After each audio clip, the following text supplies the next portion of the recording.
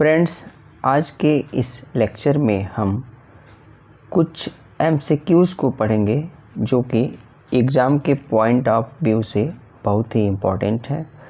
ये जो MCQ है Deendayal Upadhyay Gorakhpur university BA second semester English के पेपर के लिए बनाया गया है और इसमें जो क्वेश्चंस हैं वो केवल BA सेकेंड सेमेस्टर इंग्लिश के लिए ही नहीं इम्पॉर्टेंट है, बल्कि अदर जो एग्ज़ाम्स है उसके लिए भी ये मोस्ट इम्पॉर्टेंट क्वेश्चंस हैं।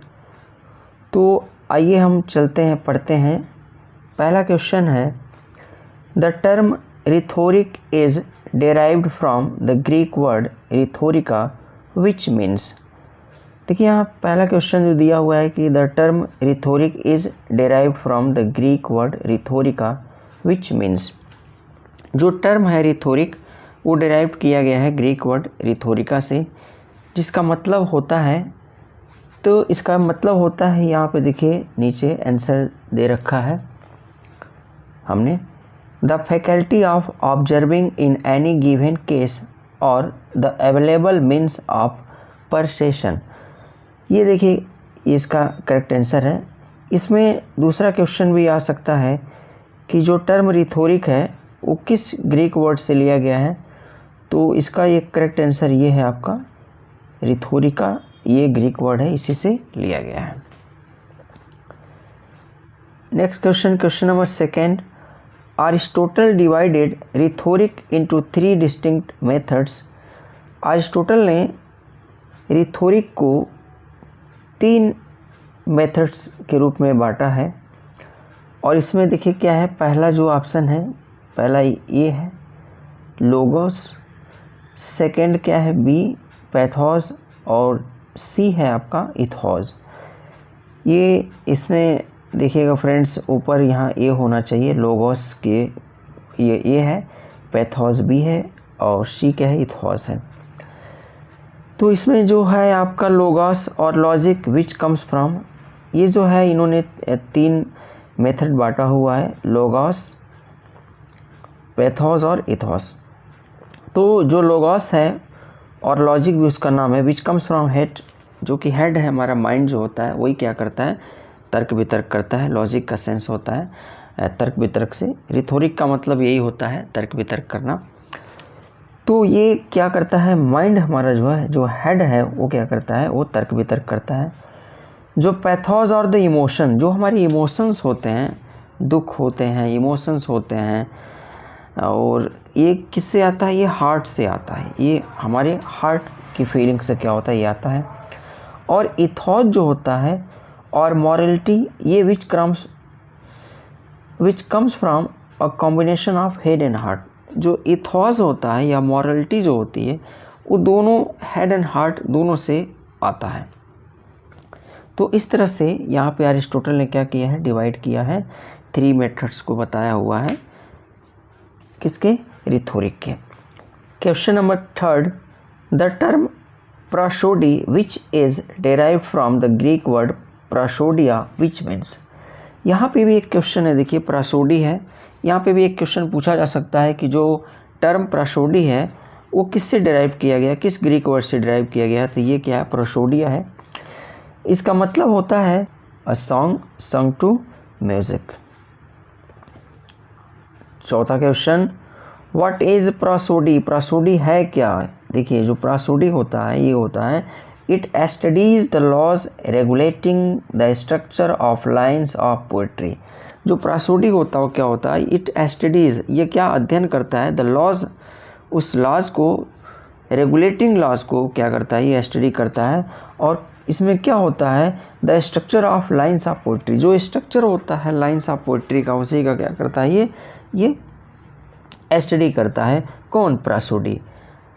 अगला क्वेश्चन है question number 5, what is metre. Metre क्या है, मीटर देखिए सिंपल सा क्वेश्चन है, a measurement of structure of verse lines. ये आपका क्या है, करेक्ट आंसर है, a measurement of structure of verse lines. Next question, question number 5, what is metre. Metre क्या है, ये इसका करेक्ट आंसर है मीटर का, a measurement of structure of verse lines। ये क्या है, एक मेजरमेंट स्ट्रक्चर होता है किसका, वर्स लाइंस का, वही क्या होता है आपका मीटर होता है। अगला क्वेश्चन है question number 6, what is scansion. Scansion क्या है, तो स्कैंसन का जो करेक्ट आंसर है to study a verse line. क्या करना है, टू स्टडी करना है कौन सा, वर्स लाइन। अगला क्वेश्चन है question number 7, what is pentameter. Pentameter क्या होता है, पेंटामीटर देखिए क्या है, इंपॉर्टेंट क्वेश्चन है ये आपका करेक्ट आंसर है पेंटामीटर का। A line of verse consisting of 5 metrical feet, ये क्या है आपका, ये पेंटामीटर का आंसर है। अगला क्वेश्चन है question number 8, what is manometer. अब मोनोमीटर क्या है, पेंटामीटर तो अभी क्या हम लोग पढ़े कि क्या रहा, pentameter consisting of 5 metrical feet रहा उसमें, तो इसमें क्या होता है, ये आपका करेक्ट आंसर है a line of verse consisting of 1 metrical feet. Pentameter में क्या होता है 5 मेट्रिकल फीट होता है, और इसमें क्या होता है 1 मेट्रिकल फीट होता है, किसमें, मोनोमीटर में। मोनो का मतलब होता है सिंगल, 1। अगला क्वेश्चन है क्वेश्चन नंबर 9। क्वेश्चन नंबर 9 है the main narrative takes place in one time but there are episodes from the past. करें दो मेन नैरेटिव होता है, takes place in one time, एक जगह पे क्या करता है वो स्थान लेता है, but there are episodes from the past, इसके कुछ एपिसोड्स क्या होते हैं जो पास्ट के होते हैं, इसे हम क्या बोलते हैं, इसे हम बोलते हैं फ्लैशबैक। ये आपका करेक्ट आंसर है flashback. Question number 10, how do we differentiate between stressed and unstressed syllables. कैसे हम डिफरेंशिएट कर सकते हैं स्ट्रेस्ड एंड अनस्ट्रेस्ड सिलेबल्स में, तो सिंपल सा इसका आंसर है बाय मीन्स ऑफ रूल्स। जो रूल्स हैं के माध्यम है उसी के थ्रू हम क्या कर सकते हैं, स्ट्रेस्ड और अनस्ट्रेस्ड को हम डिफरेंशिएट कर सकते हैं। Next question, question number 11, metre in poetry is. जो पोइट्री होता है मीटर में क्या होता है, ये आपका करेक्ट आंसर है regular pattern of rhyme scheme.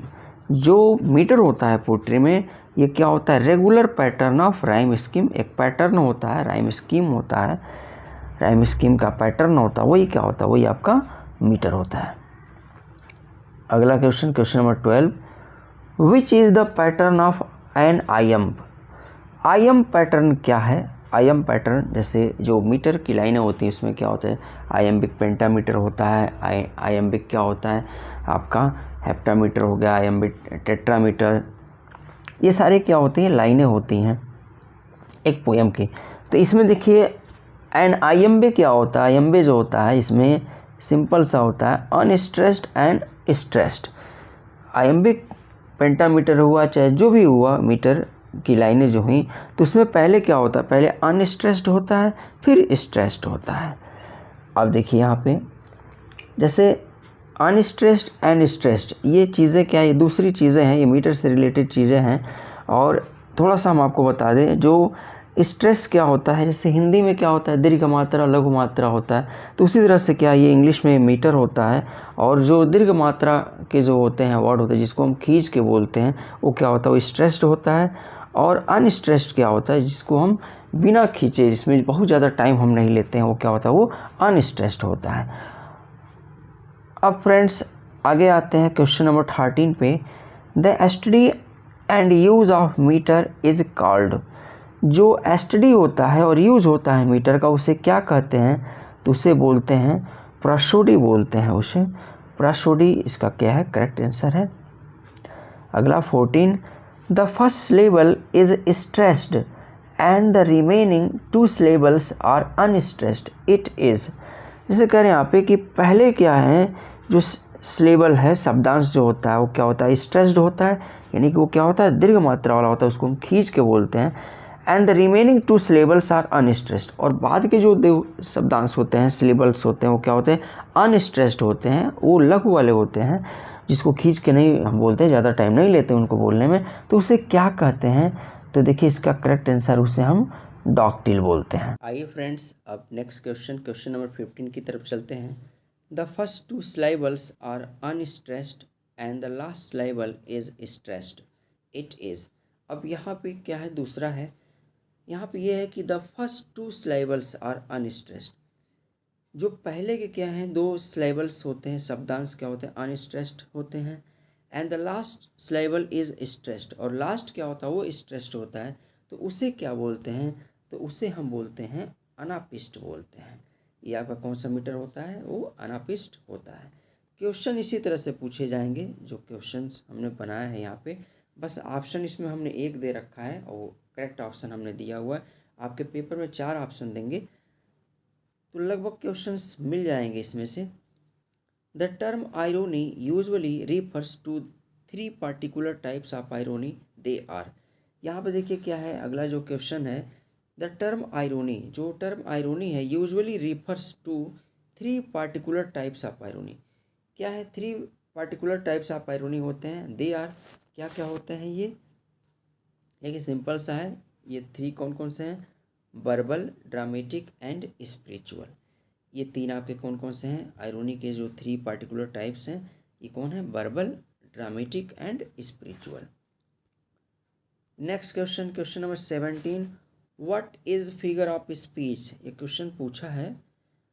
आप देखिए यहाँ पे कि, और ऊपर जो हमने मीटर से रिलेटेड क्वेश्चन बताए हैं वो भी क्वेश्चन रिपीट किए हुए हैं, कई बार पूछे गए हैं वो क्वेश्चन। वो what is figure of speech, figure of speech क्या होता है? तो ये देखिए आपका जो है करेक्ट आंसर है कि it is a literary device in which language is used in an unusual way in order to produce a stylistic effect. Figure of speech क्या होता है? एक डिवाइस होता है जो कि क्या होता है, जिसमें जो लैंग्वेज यूज किए जाते हैं, तो थोड़ा सा जो सेंटेंस होता है, जो पोएम की लाइन होती है या प्रोज की लाइन होती है, तो उसमें क्या करते हैं, उसको इफेक्टिव बनाने के लिए, उसको प्रभावकारी बनाने के लिए क्या करते हैं, हम फिगर ऑफ स्पीच का यूज करते हैं, वही फिगर ऑफ स्पीच होता है। अगला क्वेश्चन है question number 18, inversion is also known as. Inversion जो है इंपॉर्टेंट है, पूछा है ये क्वेश्चन। जो इनवर्जन है इसका एक दूसरा नाम भी है, इसे किस नाम से जानते हैं? तो इसका दूसरा नाम है एनास्ट्रॉफ। एनास्ट्रॉफ क्या है? इसका दूसरा नाम है। क्वेश्चन नंबर 20 है, सॉरी क्वेश्चन नंबर 19 पढ़ते हैं पहले। विच इज़ द बेसिक और स्मॉलेस्ट यूनिट ऑफ सिलेबल्स। देखिए जो सिलेबल्स होता है, जो शब्दांश होता है, उसका बेसिक और द स्मॉलेस्ट यूनिट क्या होता है? तो वो होता है आपका फुट होता है। अगला question number 20, who is supposed to be the founder of the term negative capability. Important question है, पूछा है ये एग्जाम में कि किसको फाउंडर है, कौन है फाउंडर, किसको माना जाता है फाउंडर निगेटिव कैपेबिलिटी का? तो सिंपल सा इसका है, देखिए ये क्वेश्चन है, आंसर इसका जॉन किट्स है। ये क्या है आपके पायनियर है, क्वाइंट किया इन्होंने टर्म को, निगेटिव कैपेबिलिटी को। Question number 21, visual imagery is related to. देखिए इमेजरी जो होता है, तो पोएट क्या करते हैं, कोई भी जो पोएम्स लिखते हैं पोएट, तो उसमें वो इमेजरी का यूज़ करते हैं। तो कई तरह की इमेजरी होती है। तो विजुअल, देखिए विजुअल का मतलब ही होता है दृश्य, विजन से विजुअल बना है। तो ये इमेजरी किससे रिलेटेड होता है? तो सिंपल सा देखिए आपका करेक्ट आंसर है आइज, आइज से रिलेटेड होता है। अगला क्वेश्चन है question number 22, auditory imagery is related to. जो ऑडिटरी इमेजरी होता है वो ईयर से रिलेटेड होता है। इसी से रिलेटेड नेक्स्ट क्वेश्चन देखिए 23 है, gustatory imagery is related to. तो ये टंग से होता है। जो गस्टेटरी इमेजरी है वो किससे होता है? वो टंग से रिलेटेड होता है। अगला देखिए क्वेश्चन है, नेक्स्ट क्वेश्चन, ये भी इमेजरी से ही रिलेटेड है। Question number 24, textile imagery is related to. जो टेक्सटाइल इमेजरी है किससे रिलेटेड है, तो ये है टच और स्किन से, ये रिलेटेड है। अगला क्वेश्चन है question number 25, olfactory imagery is related to. तो ऑल फैक्ट्री जो इमेजरी है वो नोज से रिलेटेड होता है। अगला जो क्वेश्चन है इसी से इमेजरी से रिलेटेड है। 26 नंबर क्वेश्चन है kinaesthetic imagery is related to. कह रहे हैं कि काइनेस्थेटिक इमेजरी जो रिलेटेड है वो किससे है, वो स्पीड से है।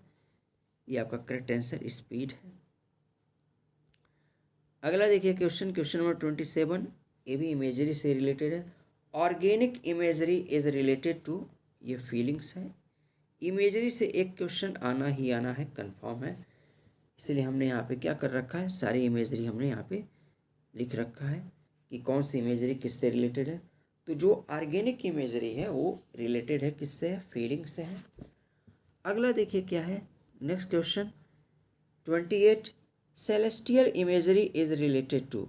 जो सेलेस्टियल इमेजरी है वो रिलेटेड है, वो किससे रिलेटेड है, सेलेस्टियल इमेजरी ये हेवनली ऑब्जेक्ट से रिलेटेड है। हेवनली ऑब्जेक्ट से क्या है, रिलेटेड है। अब देखिए ये क्वेश्चंस रहे, आगे की तरफ चलते हैं।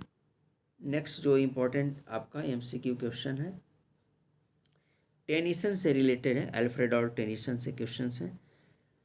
क्वेश्चन है Tennyson's Ulysses is written in. Tennyson की यूलिसिस है कि एक ड्रामेटिक मोनोलॉग है।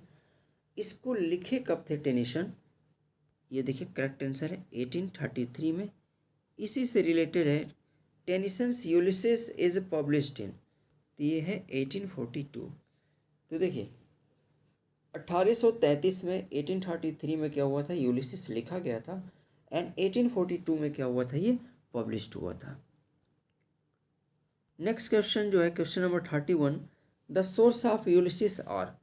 जो सोर्स था यूलिसिस का वो क्या रहा, तो ये देखिए इसके सोर्स जो रहे ये रहे होमर्स ओडिसी एंड डांटेज इन्फर्नो। ये क्या रहा, इसके सोर्स रहे यूलिसिस लिखने के। Next question number 32, in 1850 Tennyson was appointed poet laureate in succession to। 1850 में टेनिसन को अपॉइंट किया गया था पोएट लरेट, किसके बाद से अपॉइंट किया गया था, तो अपॉइंट किया गया था विलियम वर्ड्सवर्थ के बाद से। जब 1850 में विलियम वर्ड्सवर्थ की क्या होगी, डेथ हो गई, तो उसी के बाद से ही क्या किया गया था, पोएट लरेट अपॉइंट किया गया था एयर टेनिसन को। अगला question 33, the name of Ulysses son. यहाँ देखिए एक थोड़ा सा मिसप्रिंट हुआ है, सॉरी। यहाँ क्या है, द नेम ऑफ यूलिसिस, ये नेम की जगह पर आपका सन रहेगा कि यूलिसिस के सन का लड़के का क्या नाम है, उसमें उन्होंने क्या जिक्र किया हुआ है, तो ये आपका करेक्ट आंसर है टेलीमैकस। टेलीमैकस क्या है, उसके लड़के का नाम है। अगला क्वेश्चन है 34, who is regarded as savage race. Savage race किसकी बात करते हैं, पोएट जो है यूलिसिस पोएम में सेवेज रेस किसके लिए यूज किया गया है, तो सेवेज जो रेस है पीपल ऑफ इथाका के लिए क्या किया गया है, यूज किया गया है। अगला question number 35, how many lines are there in the poem Ulysses. ये क्वेश्चन आया हुआ है, how many lines are there in the poem Ulysses, कितनी लाइनें हैं यूलिसिस पोएम में, 70 लाइन की ये क्या है, ये पोएम है। अगला क्वेश्चन देखिए 36, which historical age did Tennyson belong to. किस हिस्टोरिकल एज से टेनिसन बिलोंग करते हैं, तो ये देखिए सिंपल सा है आपका विक्टोरियन एज। विक्टोरियन एज से क्या करते हैं, ये बिलोंग करते हैं। नेक्स्ट की तरफ चलते हैं।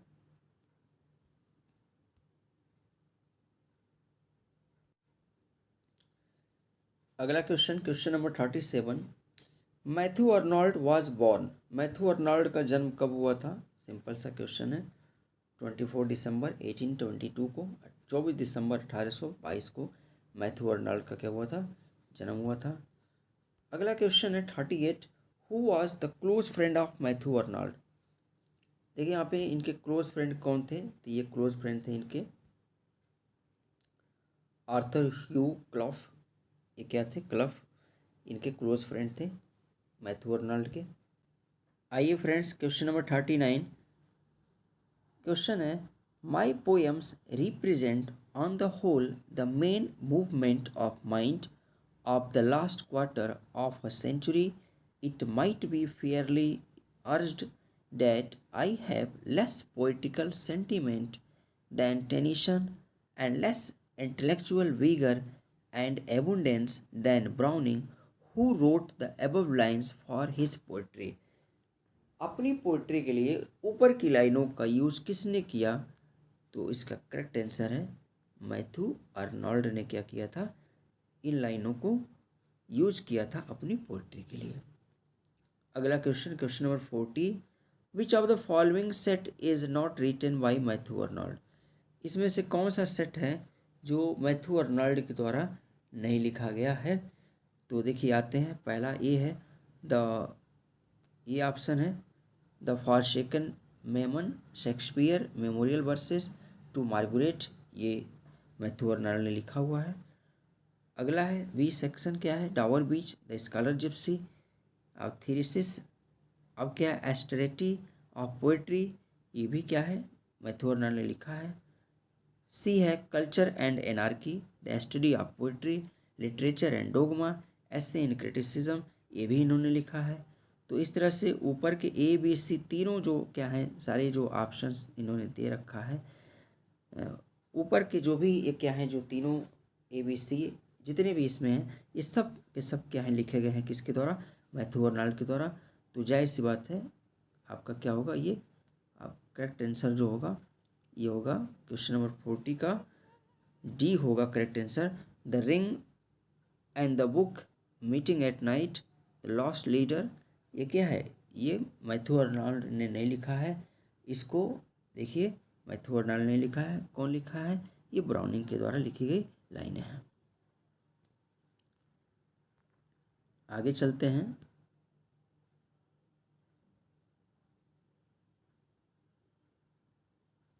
सिंपल सा है, क्वेश्चन नंबर 41 है, Matthew Arnold is a poet of. जो मैथ्यू अर्नोल्ड है वो पोएट है, बहुत ही सिंपल है, हम सब जानते हैं मैथ्यू अर्नोल्ड क्या हैं, विक्टोरियन एज के पोएट हैं ये मैथ्यू अर्नोल्ड। करेक्ट आंसर देखिए यहाँ पे दे रखा है हमने, विक्टोरियन एज। क्वेश्चन नंबर 42 पे आते हैं, Matthew Arnold has called the 18th century age the age of. Important question है ये। मैथ्यू अर्नोल्ड ने 18th सेंचुरी को किस नाम से कहे हैं कि ये क्या है, किस नाम से इसको पुकारते हैं ये? तो ये प्रोज एंड रीजन के नाम से पुकारते हैं कि जो 18th सेंचुरी है ये क्या है? Age of prose and reason है। क्वेश्चन नंबर 43 है, what time does the poem Dover Beach take place?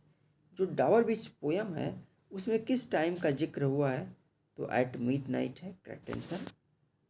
अगला क्वेश्चन है question number 44, man the natural world loss of faith and the impact of materialism are the major themes in. कहेंगे man the natural world loss of faith and the impact of materialism are the major themes in, ये किसके major themes हैं? तो ये major themes हैं डावर बीच जो poem है उसी के। अगला क्वेश्चन है question number 45, the poem Dover Beach describes a distinct clash between. जो डावर बीच है एक क्लैश है, दिखाता है क्या क्या इसमें चीज़ है? रिलीजन एंड मॉडर्न वर्ड, ये आपका पहला ऑप्शन है। बी जो है आपका रिलीजन एंड साइंस। सी जो है रिलीजन एंड मटेरियलिज्म। और डी क्या है? All of the above. तो आपका एक करेक्ट आंसर है ऑल ऑफ द एबव। इसमें ऑल ऑफ द एबव सारी चीज़ें क्या है आपकी पोएम डावर बीच क्या कर रही है? दिखा रही है, शो कर रही है। अगला क्वेश्चन है question number 46, the line lay like the folds of a bright girdle furled is an example of. तो देखिए यहाँ पे क्या है? The lay like the folds of bright girdle furled is an example है, किसका एग्जाम्पल है? तो सिमिली एंड एलिट्रेशन का यूज किया गया है इस लाइन में। अगला question question number 47, Matthew Arnold's Dover Beach has. Matthew Arnold की जो पोएम है डावर बीच, इसमें कितनी लाइनें हैं? ये आपका करेक्ट आंसर है 37। 37 लाइन है। आगे चलते हैं, question number 48। Who is the speaker of the poem Dover Beach? कौन है स्पीकर? सिंपल सा क्वेश्चन है। द पोएट हिमसेल्फ है। जो पोएट जो हैं वो क्या हैं? वो स्वयं इसके क्या हैं? स्पीकर हैं। अगला क्वेश्चन है question number 49। Arnold says dot dot है, arises in poetry when a notable thought nature poetically gifted treats with simplicity or severity a serious subject। Arnold says मतलब किसकी बात करते हैं अर्नोल्ड यहाँ पे कि एराइजेज इन पोइट्री, जो पोइट्री में क्या होता है ये एराइज होता है when a notable thought nature, जब एक नोटेबल थॉट नेचर होता है, पोइटिकली गिफ्टेड होता है, ट्रीट्स विद सिंप्लिसिटी और सेवरिटी अ सीरियस सब्जेक्ट, तो क्या होता है ये होता है ग्रैंड स्टाइल। ये ग्रैंड स्टाइल है। Arnold says grand style arises in poetry. जो अर्नोल्ड कहते हैं यहाँ पे होगा करेक्ट, जो फिल इन द ब्लैंक्स है इसको भरा जाएगा। क्या होगा? Arnold says grand style arises in poetry when a notable thought nature poetically gifted treats with simplicity और सेवरिटी अ सीरियस सब्जेक्ट। अगला क्वेश्चन है 50। The terms like the grand action, touchstone, high seriousness, disinterestedness and grand style were coined by. ये सारे के सारे जो terms हैं जिसकी बात यहाँ की गई है, किसकी? द ग्रेट एक्शन की बात की गई, touchstone, high seriousness, disinterestedness and grand style किसके द्वारा क्वाइन किया गया है? तो ये क्वाइन किया गया है, सारे के सारे टर्म क्वाइन किए गए हैं मैथ्यू अर्नोल्ड के द्वारा। अगला क्वेश्चन है question number 51। Matthew Arnold's first volume of poems published in 1849। Matthew Arnold की पहली जो वॉल्यूम रही पोएम्स की पब्लिश्ड हुई 1849 में। इट वाज, अब देखिए वो क्या था, तो वो था, इसका नाम था द स्टेरेट रेबलर एंड अदर पोएम्स। क्या नाम था उसका? द स्टेरेट रेबलर एंड अदर पोएम्स। आते हैं नेक्स्ट क्वेश्चन की तरफ 52। Matthew Arnold in his Dover Beach compares the sea with. Matthew Arnold ने, इंपॉर्टेंट क्वेश्चन है, कंपेयर किया है सी को, किससे कंपेयर किया है? रिलीजन से कंपेयर किया है, रिलीजन से। समुद्र को इसमें किससे कंपेयर किया है? रिलीजन से। आइए फ्रेंड्स क्वेश्चन नंबर 53 की तरफ चलते हैं। In the poem Dover Beach what Sophocles heard long ago on Aegean. करें यहाँ पे कि पोएम डावर बीच में पोएट ने एक लाइन लिखा हुआ है कि सोफोक्लिस हर्ड लॉन्ग एगो एगो ऑन द एजियन। एजियन तट पे सोफोक्लिस क्या सुना बहुत समय पहले?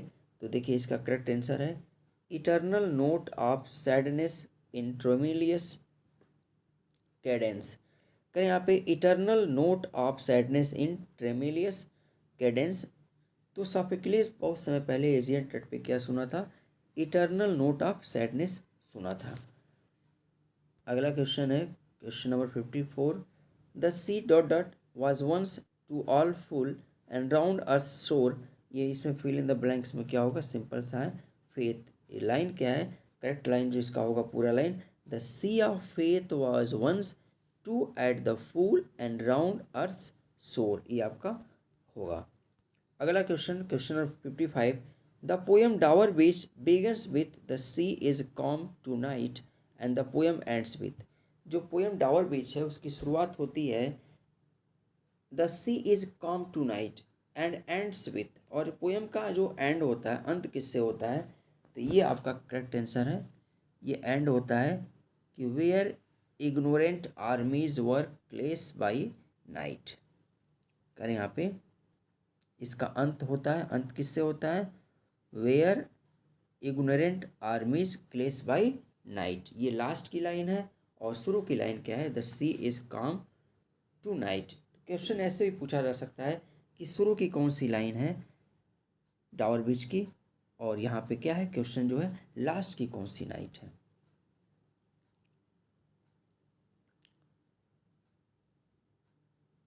आइए फ्रेंड्स क्वेश्चन नंबर 55।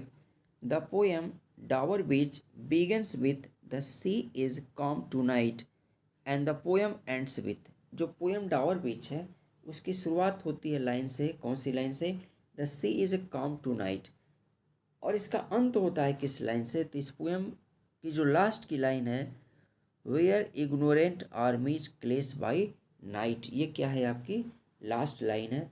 तो क्वेश्चन ऐसे ही पूछा जा सकता है कि इस पोएम की शुरू की लाइनें कौन सी हैं, तो शुरू की लाइन ऊपर में लिख ही दिया गया है, the sea is a calm tonight, और लास्ट वाली लाइन का क्या है, नीचे आंसर हाई है, ये बता दिया गया, वेयर इग्नोरेंट आर्मीज क्लेश बाई नाइट, ये क्या है आपका लास्ट लाइन है।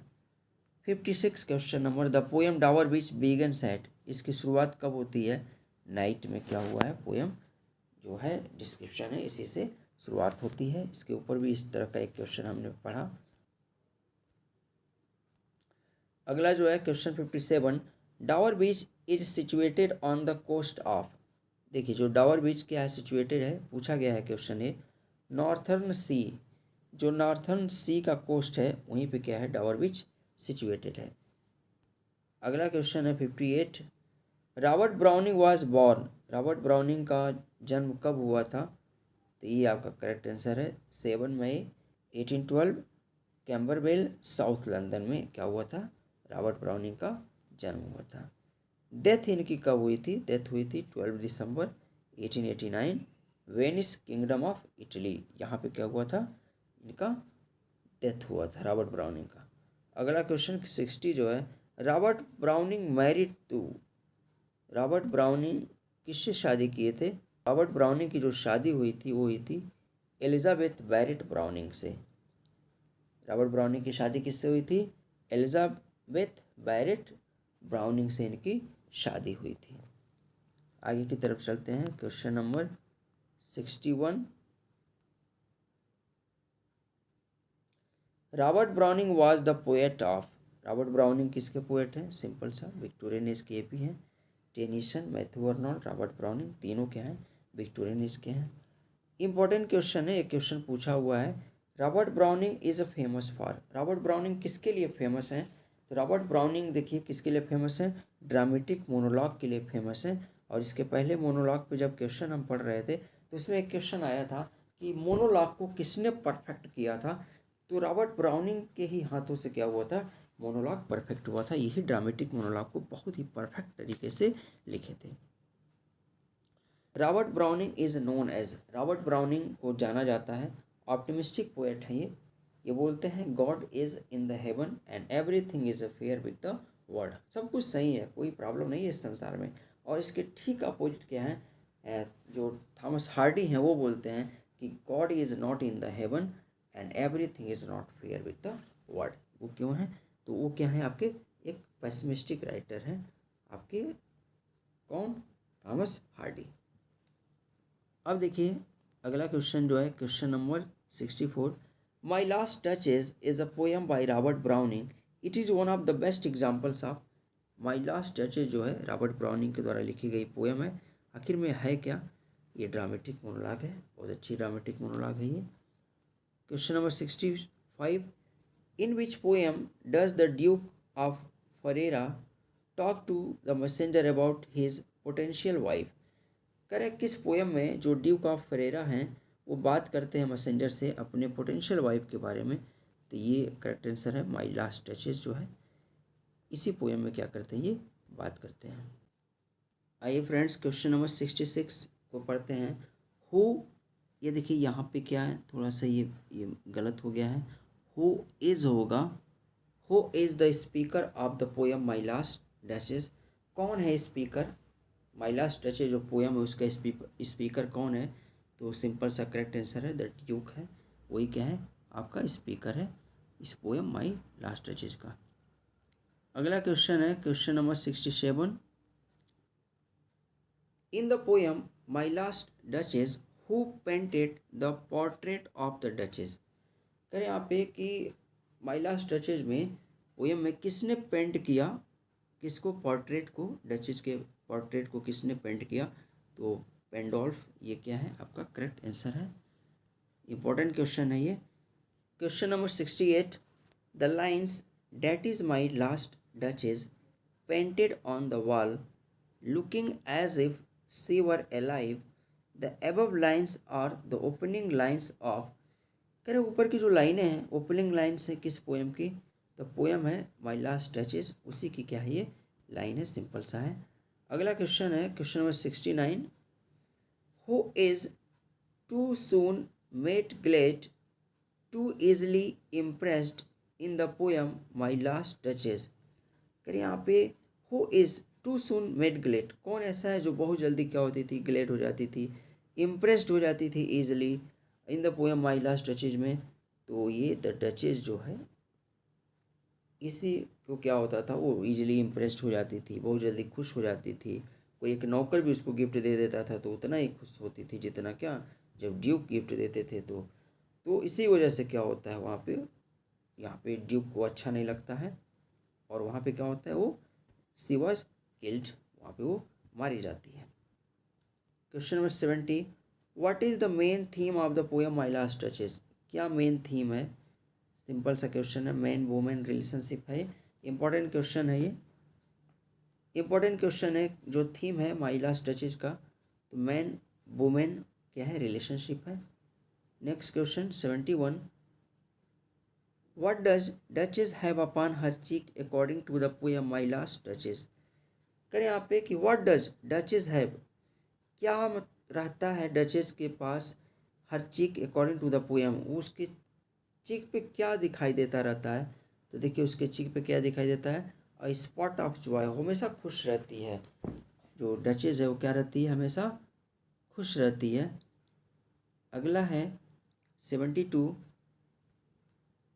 Question number 72, the line all smiles stopped together stands for. इसमें एक लाइन है ऑल स्माइल्स स्टॉप्ड टुगेदर, इसमें क्या स्टैंड करता है, ये इसका करेक्ट आंसर है, sea was killed. Next question, question number 73, T S Eliot was born in. T S Eliot का कब जन्म हुआ था, किस सन में, तो 1888 1888 में इनका जन्म हुआ था। और अगर डेट पूछता है तो 26 सितंबर 26 सितंबर 26 सितंबर को क्या हुआ था, 1888 में इनका जन्म हुआ था, किसका, टी एस इलियट का। अगला क्वेश्चन है question number 74, the complete name of T S Elliot पूछा है क्वेश्चन। कंप्लीट नेम, पूरा नाम क्या है टी एस इलियट का, तो पूरा नाम इनका है टॉमस स्टर्न्स इलियट, इनका क्या है कंप्लीट नेम है टॉमस स्टर्न्स इलियट। आगे आते हैं क्वेश्चन नंबर 75 पे, T S Eliot moved to England from USA. ये यूएसए से, यूनाइटेड स्टेट अमेरिका से इंग्लैंड कब गए, तो 1914 में, 1914 में गए। ये इंपॉर्टेंट क्वेश्चन है। आइए friends next question, question number 76, T S Eliot got Nobel prize. Nobel prize कब मिला था इनको, 1948 में इनको क्या हुआ था, नोबेल प्राइज मिला था। अगला क्वेश्चन इनके अवार्ड से ही है, T S Eliot got order of merit. तो ऑर्डर ऑफ मेरिट भी इनको 1948 में ही मिला था, यहाँ पे टाइप नहीं किया हुआ है। तो ये दो पुरस्कार इनको एक ही सन में मिला था, नोबेल प्राइज़ और ऑर्डर ऑफ मेरिट, दोनों इनको 1948 में ही मिला था। अगला क्वेश्चन है question number 78, the love song of J Alfred Prufrock was written in the year. किस सन में इसको लिखा गया था, 1915 में लिखा गया था। और यही क्वेश्चन सेम है कि किस सन में the love song of J Alfred Prufrock was published in, और किस सन में क्या हुआ था, पब्लिश्ड हुआ था। तो 1917 में, 1917 में क्या हुआ था, पब्लिश्ड हुआ था, और 1915 में इसको क्या किया गया था, लिखा गया था। अगला क्वेश्चन भी इसी से रिलेटेड है, the love song of J Alfred Prufrock was published in 1917 in. जो 1917 में पब्लिश्ड हुआ था, तो किस में पब्लिश्ड हुआ था, तो ये पब्लिश्ड हुआ था पुरफ्रॉक एंड अदर ऑब्जर्वेशंस में क्या हुआ था, ये पब्लिश्ड हुआ था। अब देखिए आगे आते हैं नेक्स्ट क्वेश्चन की तरफ। Question number 81। The title of the poem the love song of J Alfred Prufrock is. जो टाइटल है वो किस तरह का टाइटल है, तो ये आयरोनिकल इन मीनिंग है। जो इसका मीनिंग जो है ये आयरोनी है। अगला क्वेश्चन है question number 82। Question number 82। The love song of J Alfred Prufrock contains an epigraph from Dante's Inferno. What is the language of this epigraph. जो ये एपिग्राफ लिखा गया, इसमें एपिग्राफ आया, the love song of J Alfred Prufrock जब poem पढ़ेंगे तो उसमें एक एपिग्राफ है जो कि डांटे के इन्फेर्नो से लिया गया है। तो उसका लैंग्वेज क्या है, तो ये इटालियन लैंग्वेज में क्या हुआ है, एपिग्राफ लिखा गया है। क्वेश्चन इसमें देखिए पूछा हुआ है, क्वेश्चन इसमें पूछा है, इससे रिलेटेड क्या पूछा है कि the love song of J Alfred Prufrock जो पोएम है तो उसका जो एपिग्राफ है वो किससे लिया गया है, तो वो लिया गया है डांटेज इन्फेर्नो से। ये क्वेश्चन पूछा जा चुका है एक बार। तो इसमें देखिए क्वेश्चन ये भी जो पूछा जा चुका है, ये आपका आंसर मिल गया कि जो the love song of J Alfred Prufrock है उसका एपिग्राफ कहाँ से लिया गया है, तो डांटे के इन्फेर्नो से लिया गया है। और यहाँ जो क्वेश्चन हमने बनाया हुआ है उसका लैंग्वेज क्या है, ये इटालियन लैंग्वेज है। अगला question 83। How many lines are there in the epigraph the love song of J Alfred Prufrock. जो एपिग्राफ है जो कि डांटे के इन्फेर्नो से लिया गया है और इटालियन लैंग्वेज में लिखा गया है, वो कितने लाइन है, वो 6 लाइन है। इंपॉर्टेंट क्वेश्चन है ये। अगला 84। T.S.. Eliot's first volume of poetry was. जो टी.एस. इलियट की पहली वॉल्यूम आई पोइट्री की वो कौन सी थी, तो वो थी आपकी पुरफ्रॉक एंड अदर ऑब्जर्वेशन। ये आपका क्या रहा, फर्स्ट वॉल्यूम रहा इनकी पोइट्री का। अगला देखिए the love song of J Alfred Prufrock is known as. जो love song of J Alfred Prufrock है उसको क्या माना जाता है, क्या जाना जाता है, तो ये इंटीरियर एक मोनोलॉग है। बहुत सारे क्रिटिक इसको, है तो मोनोलॉग ही, तो बहुत सारे क्रिटिक इसको इंटीरियर मोनोलॉग बोलते हैं। अगला जो है important question 86। T S. Eliot is a, ये क्या है, is a British American poet है। टी.एस. इलियट क्या है, ब्रिटिश अमेरिकन पोएट है। अगला question 87। Is it perfume from a dress that makes me so digress. These lines have been taken from. ये जो लाइन है किससे लिया गया है, सिंपल सा है, the love song of J Alfred Prufrock से क्या किया गया है, ये लिया गया है। अगला question 88। No I am not Prince Hamlet, और देखिए nor was mean to be is taken from. ये नॉट की जगह नॉर होगा, nor was meant to be taken from किससे लिया गया है, तो ये लिया गया है the love song of J Alfred Prufrock से लिया गया है। अगला क्वेश्चन है question number 89। In the poem the love song of J Alfred पुरफ्रॉक let us go then you and I implies that. जो इसमें लाइन है इसी से क्या होती है, पोएम की शुरुआत होती है कि let us go then you and I. तो यू एंड आई क्या है, हेड एंड हार्ट है। तो हेड एंड हार्ट जो है ये इम्प्लाइज करता है, तो इम्प्लाइज किसको करता है, two selves of speakers split personality. Two selves हैं इसके स्पीकर जो है, जो टू सेल्फ्स जो हेड एंड हार्ट है, जो यू रिलेट करता है किससे, हार्ट से, और आई किससे रिलेट करता है, ये रिलेट करता है माइंड से। तो यहाँ पे टू सेल्फ्स है, दो की बात की गई है, you and I implies that two selves of speakers split personality, इसका करेक्ट आंसर होगा। अगला question question number 90। The yellow smoke that rubs its muzzle on a window panes contains. ये जो लाइन है the yellow smoke that rubs its muzzle on a window panes contains, इसमें किस imagery का प्रयोग किया गया है, तो गस्टेटरी इमेजरी का यूज इसमें किया गया है। अगला जो है question number 91। The poem the love song of J Alfred Prufrock is written इन।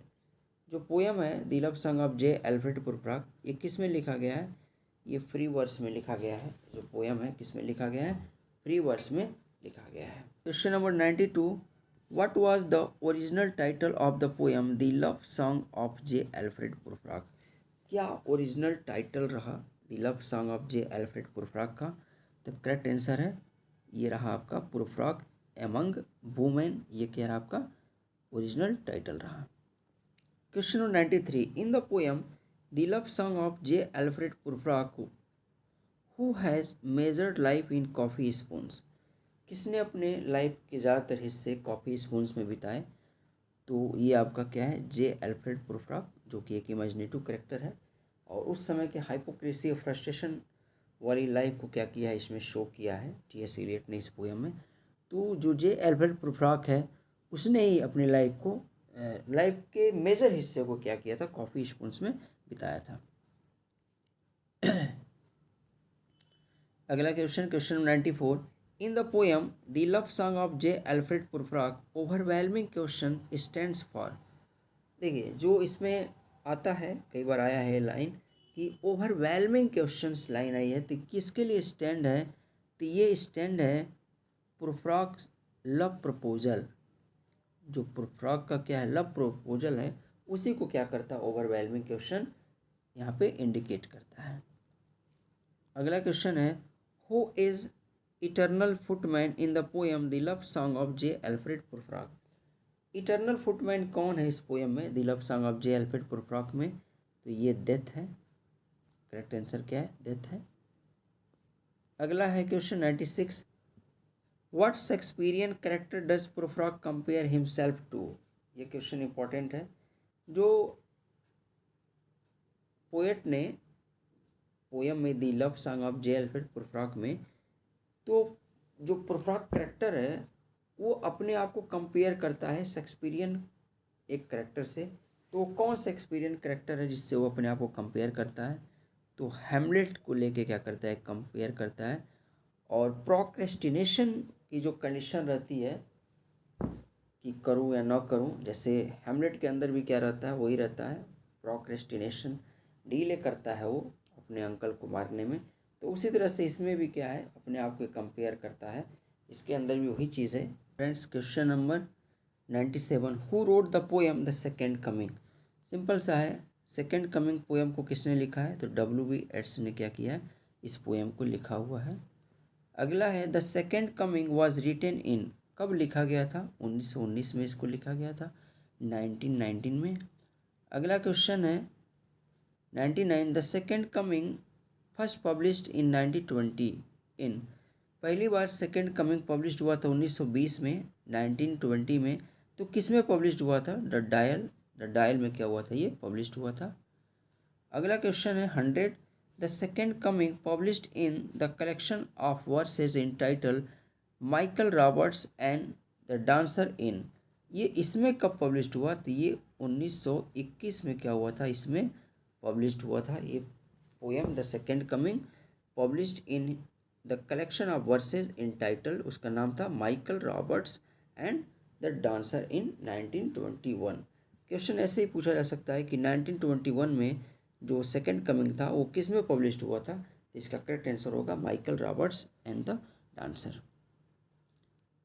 अगला क्वेश्चन है question number 101, the following line things fall apart the centre cannot hold occurs in, जो लाइन है things fall apart the centre cannot hold occurs in, तो ये है आपका the second coming की line है। अगला है question W.B. Yeats got Nobel prize in, Nobel prize कब मिला था इनको? नीचे इसका देखिए करेक्ट आंसर है 1923 में। 1923 में क्या हुए था ये नोबेल प्राइज पाए थे W.B. येट्स। अगला जो है 103, who can not hear the falconer in the second coming, falconer को कौन नहीं सुन सकता? द सेकेंड कमिंग में इन्होंने क्या लिखा हुआ है, एक लाइन लिखा है the falcon can not hear the falconer, ये क्या है पोएम की शुरू की जो लाइन है the falcon can not hear the falconer, तो ये आपका करेक्ट आंसर होगा फाल्कन। फाल्कन क्या है? Can not hear the falconer. अगला question 104, where does the image of the spiritus mundi travel to. जो स्पिरिटस मंडी है ट्रेवल टू कहाँ पे ट्रेवल करती है, वो इमेज कैसे बताया गया है, क्या दिखाया गया है। तो देखिए इसका करेक्ट आंसर है in the sands of the desert. जो सैंड्स था डिज़र्ट का, रेगिस्तान, उसकी बात ये कर रहे हैं। अगला कर रहे हैं आप देखिए 105 105। The image spiritus mundi is made of. जो स्पिरिटस मंडी का इमेज इसमें दिखाया गया है वो किसका बना हुआ था, the a lion and a man. उसका जो क्या था, लॉयन और मैन से क्या हुआ था, ये बना था स्पिरिटस मंडी का जो इमेज था। अगला क्वेश्चन 106।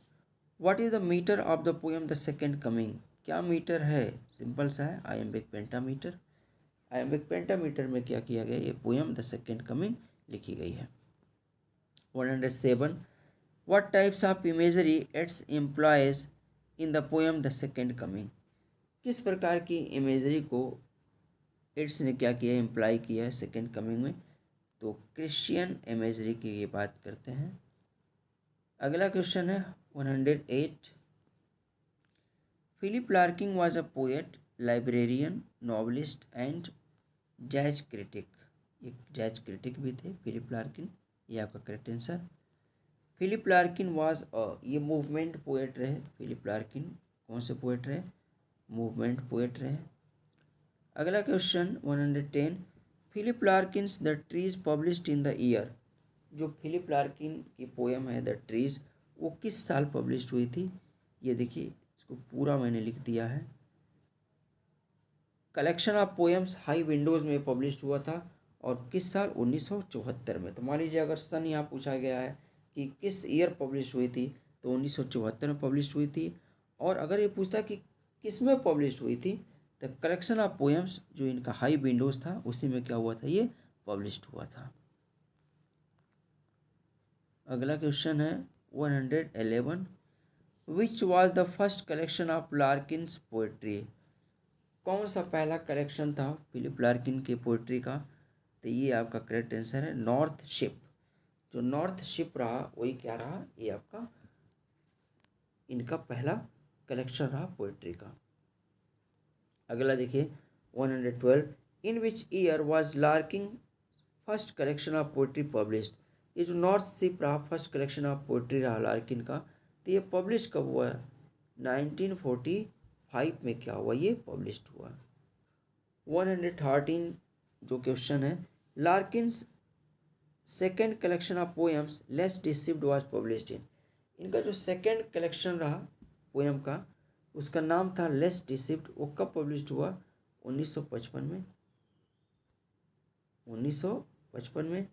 क्वेश्चन दूसरे तरीके से पूछा जा सकता है कि लेस डिसीव्ड कौन सा कलेक्शन रहा इनके पोएम्स का, तो ये कौन सा कलेक्शन रहा, सेकेंड कलेक्शन रहा इनके पोएम्स का, less deceived. Next question 114। Philip Larkin was an. Philip Larkin क्या थे, एक इंग्लिश पोएट ये थे। अगला 115। When was the trees published. अब देखिए ट्रीज कब पब्लिश्ड हुआ, तो ये कब पब्लिश्ड हुआ था, 1974 में। हाई विंडोज़ में क्या हुआ था, ये पब्लिश्ड हुआ था। आगे देखिए 116। 116 में क्या है, who has been referred as bard of Coventry. Bard of Coventry किसको बोला गया, तो फिलिप लार्किन को बोला गया बार्ड ऑफ कोवेंट्री। अब देखिए फिलिप लार्किन को क्या कहा बोला गया, बार्ड ऑफ कोवेंट्री। अगला question 117। The rhyme scheme of poem the trees. क्या राइम स्कीम रहा, क्या राइम स्कीम है जो पोएम है द ट्रीज उसका, तो ABBA ये आपका क्या है, करेक्ट आंसर है। ये आपका राइम स्कीम है पोएम का। अब क्वेश्चन नंबर 118। 118 जो क्वेश्चन नंबर है, the poem the trees are the symbol of human beings and their lips and birds and are symbol of new beginnings. ये रहा आंसर इसका। क्वेश्चन को समझ लीजिए। The poem the trees are the symbol of human beings. Poem में जो trees है वो क्या, वो सिंबल है ह्यूमन बींग्स का। And their lips and birds are symbol of, लेकिन उनके जो लिप्स हैं, उनके जो पत्ते हैं और जो बर्ड्स हैं, वो किसके सिंबल हैं, तो वो सिंबल हैं आपके न्यू बिगनिंग का। ये आपके क्या रहे, करेक्ट आंसर है new beginning. 119 Philip Larkin expresses, Philip Larkin किसकी बात करते हैं, तो ये बात करते हैं निहिलिज्म की बात करते हैं, नास्तिवाद की बात करते हैं। जो कि नास्तिवाद क्या करता है, एक दार्शनिक सिद्धांत है जो जीवन के एक या अधिक अर्थपूर्ण पहलुओं को क्या करता है, नकारता है। ये आपका निहिलिज्म, यहाँ पे इसी की ये बात करते हैं। अगला question, question 120, last question, who devise the term practical criticism, कौन डिवाइज करते हैं प्रैक्टिकल क्रिटिसिज्म के टर्म को, तो ये आपका करेक्ट आंसर होता है, करेक्ट आंसर आइए रिचर्ड्स। ये क्या है, ये डिवाइज करते हैं प्रैक्टिकल क्रिटिसिज्म के टर्म को, आइए रिचर्ड्स। तो फ्रेंड्स इस तरह से हमने 120 मोस्ट इम्पॉर्टेंट MCQ क्वेश्चन को पूछे, जो कि दीनदयाल उपाध्याय गोरखपुर यूनिवर्सिटी के BA फर्स्ट ईयर के सेकेंड सेमेस्टर के स्टूडेंट के लिए क्या है, ये बहुत ही बेनिफिशियल है आने वाले एग्ज़ाम्स के लिए। इसमें से क्वेश्चंस काफ़ी मिल सकते हैं। ये सेकंड पेपर का MCQ रहा और हम उम्मीद करते हैं कि इसमें से ज़्यादातर क्वेश्चन आपके एग्ज़ाम में आ जाए। आज के लिए बस इतना ही।